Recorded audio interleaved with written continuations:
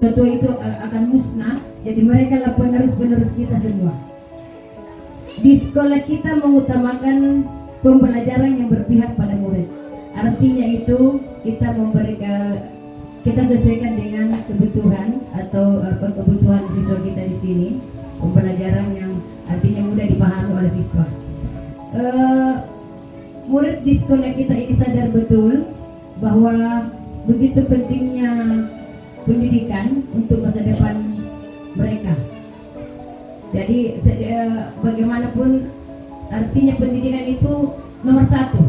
Karena kalau kita mengesampingkan pendidikan, masa depannya itu tidak akan terarah. Kemudian kita warga di sekolah ini yakin bahwa insya Allah sekolah kita ini akan melahirkan siswa-siswi yang hebat yang dapat mewujudkan peradaban Indonesia yang unggul dan mulia. Jadi itu insya Allah kita akan melahirkan siswa-siswi yang seperti itu. Kemudian kita dan warga di sekolah ini paham betul bahwa perlu barangkali kita melakukan refleksi diri agar terus meningkatkan kompetensi serta kualitas pembelajaran kita di sini, agar supaya kita melahirkan putra-putri di sini menjadi pelajar Pancasila yang inovatif, kreasi, dan yang unggul. Saya kira itu saja yang bisa saya sampaikan. Terima kasih. Assalamualaikum warahmatullahi wabarakatuh. Waalaikumsalam warahmatullahi wabarakatuh. Ya, silakan. Yang pertama, kita memimpikan murid-murid yang seperti apa. Jadi saya di sini menuliskan bahwa saya memimpikan murid yang berpikir kritis, unggul, dan mampu berinovasi sesuai dengan perkembangan zaman. Karena seperti kita ketahui untuk sekarang ini kan sudah berkembang zaman digital. Jadi saya harap siswa itu harus mampu mengikuti zaman dan mampu mengendalikan yang namanya IT, seperti itu. Yang kedua, kita percaya bahwa murid adalah jadi murid itu saya percaya bahwa mereka mempunyai kemampuan yang berbeda-beda. Makanya murid itu harus kita sebagai guru harus pembelajaran kita harus berpusat kepada murid. Jadi kalau bakat minat mereka itu berbeda, maka kita harus menyesuaikan pembelajaran kita sesuai dengan bakat minatnya. Nah, yang ketiga, di sekolah kita mengutamakan saling bekerja sama sehingga terwujud persatuan dan kesatuan. Kemudian yang keempat, murid di sekolah kita sadar betul bahwa mereka itu hidup di zaman digital atau di zaman abad 21 yang begitu canggih. Jadi mereka harus menyesuaikan diri mereka dengan perkembangan zaman tersebut. Nah, yang kelima, kita warga di sekolah ini yakin bahwa siswa itu yang kita hasilkan adalah siswa-siswa yang unggul dan mampu berdaya saing. Dan yang terakhir, kita dan warga di sekolah ini paham bahwa mereka berkewajiban dalam menaati peraturan sekolah untuk suasana di sekolah yang lebih tertib. Jadi di sini siswa harus menyadari bahwa ada peraturan yang diciptakan yang mereka yang harus mematuhi peraturan-peraturan tersebut. Nah, saya rasa seperti itu. Assalamualaikum warahmatullahi wabarakatuh.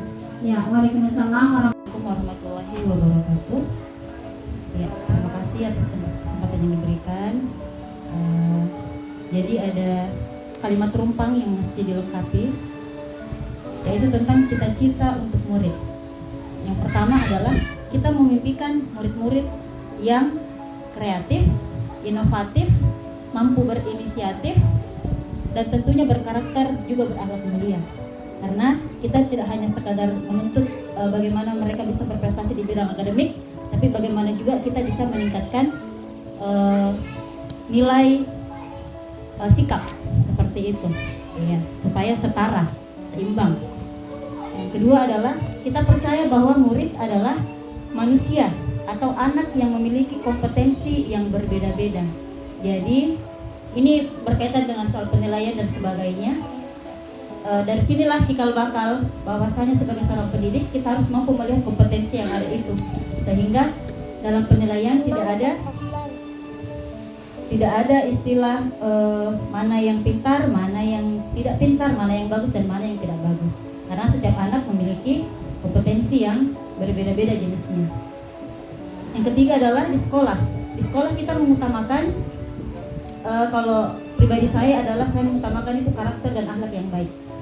Itu dulu kalau saya.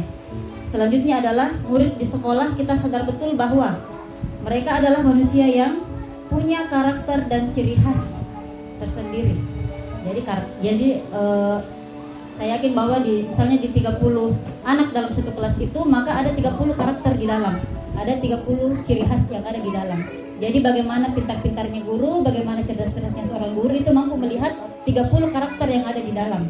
Seperti itu. Selanjutnya, kita warga di sekolah ini yakin untuk membawa murid menjadi young generation atau generasi muda yang dalam membentuk perubahan itu bisa menjadi lebih baik ke depannya.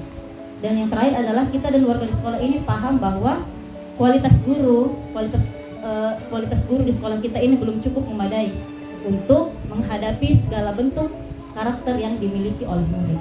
Nah itu tadi, jadi kita menginginkan murid yang seperti apa dan bagaimana, tapi kompetensinya kita sebagai seorang guru, kita masih sadar bahwa kita belum sampai di tahap sana untuk bisa memahami seperti apa konteksnya, kita bisa memahami murid, kita bisa memahami kompetensinya, kita bisa memahami ciri khasnya.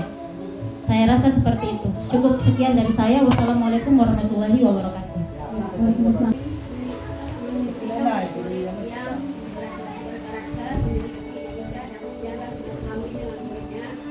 Oh, kodong kerakmu itu Pak Nasir. Nggak ada kabel VGA yang bagus itu. Jadi sekali ini kasihan. Sebentar, foto ini. Ada lagi dulu yang lain nih. Kabel VGA-nya yang Ada. ini tas tak ini. Ada, panjang.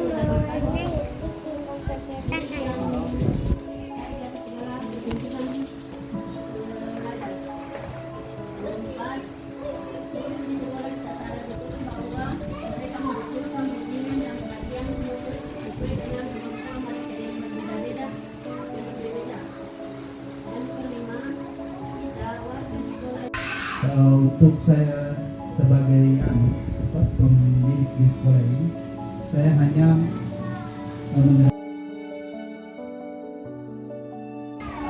kumpulkan, kita susun, kita rancang sedemikian rupa sehingga menjadi sebuah visi untuk sekolah kita dan akan disinkronkan dengan kelebihan atau visi misi dari CGP dan bukan hanya CGP saja, tapi visi misi kita bersama seluruh guru-guru yang ada di sekolah ini bisa melaksanakan visi misi tersebut. Terima kasih. Kita memimpikan murid yang ini dari saya simpulkan dari beberapa tadi pendapat Bapak Ibu guru semua. Yang pertama, memimpikan murid yang punya tanggung jawab, gitu ya. Kemudian memimpikan murid yang unggul, maju, berakhlak mulia dan berdaya di lingkungan sekolah kita, bahwa itu yang sering terjadi sehingga kita mengangkat itu. Kemudian yang keenam, terwujudnya insan yang berpikir kreatif.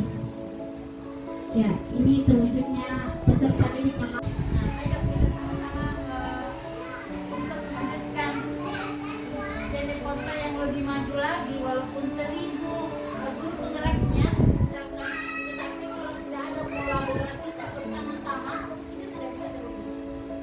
Jadi visi misi yang kita sudah rumuskan bersama dengan visi misi sekolah, saya kira Poin 1, bagaimana kita bisa menciptakan anak-anak kita ini berbudi dan memiliki sikap sopan santun. Itu kita harus, setiap guru itu harus senantiasa di dalam proses pembelajaran mengingatkan kepada siswa-siswa kita. Artinya kita jika melihat ada kesalahan, ada penyimpangan ya, atau ada etika-etika yang kurang baik,